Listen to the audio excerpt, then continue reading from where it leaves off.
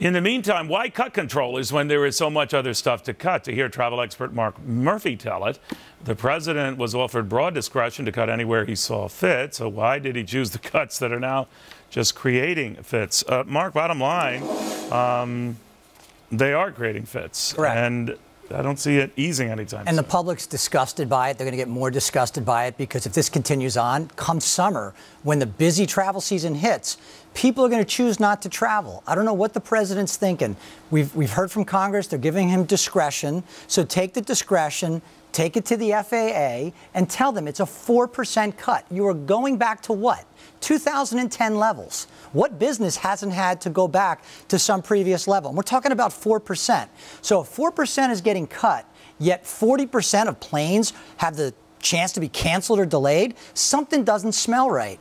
And I think it's this administration and their attitude towards making us as customers feel the pain, which is going to have dramatic repercussions through the economy. And I think what they're betting on the fact that they're going to blame the Republicans for the sequester. Well, whether they are or not, the airlines are asking to at least put a reprieve on these furloughs, layoffs, whatever you want to call them, Mark. And a number of Republican politicians are getting nervous, urging a 30-day freeze and the like.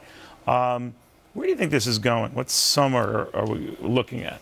I think if this continues, you're going to have a terrible travel summer. I think that's what we're going to be faced with because people are going to need to get to the airport early. They're going to need how early versus what's the normal rule? I mean, 2 hours for domestic Yeah, they're telling you 2 hours. I mean, get there ahead of time. Try to catch an earlier flight. Travel tip, get on the first flight out in the morning. Don't wait and go on the late afternoon flight because you might not get out. That's number one. Everything will be stacked up. Everything's going to be stacked up. If you're on the first flight out, you have a much better chance of getting out than if you're on a later flight. So you have to start looking at those things. Take business travelers. Business travelers might have connections. With fewer carriers controlling more markets and fewer nonstop flights from secondary markets, connections are key. So imagine your flight gets delayed, you miss your connection, now you're overnighting in Chicago when you're supposed to be in Sioux City.